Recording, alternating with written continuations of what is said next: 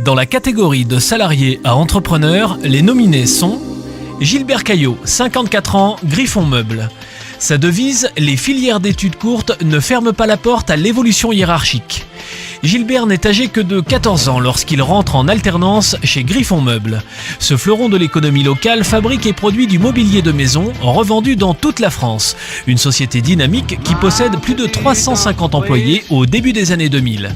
Gilbert, lui, fait carrière et gravit les échelons dans la chaîne de production. En 2002, la crise touche l'entreprise et Gilbert doit choisir licenciement économique ou alors devenir commercial pour soutenir l'entreprise.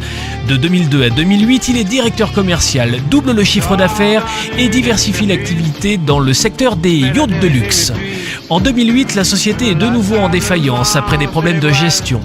En 2012, Gilbert monte un dossier, reprend la société et devient le PDG. Un an après, les comptes sont rééquilibrés, la société recrute de nouveau et renoue. Olivier Alonso, 42 ans, Solvimo.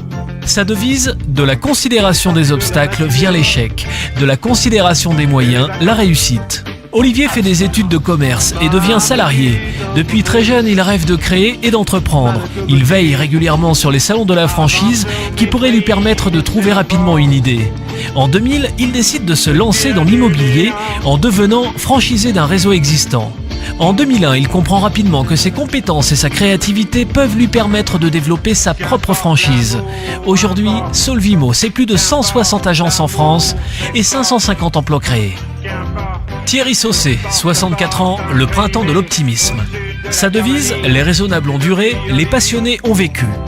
Très jeune, il entre dans le monde de la communication et devient directeur adjoint de la publicité pour la société Gégère-Lecoultre. Il mêle ensuite communication et politique. Collaborateur de Michel Bongrand, le père du marketing politique, et directeur de sa société jusqu'en 1982. 1982, il crée sa propre agence de communication, Images et Stratégie, et devient l'un des leaders de la communication institutionnelle et publique en France et à l'international. 2008, il cède son agence et devient salarié pour prendre la direction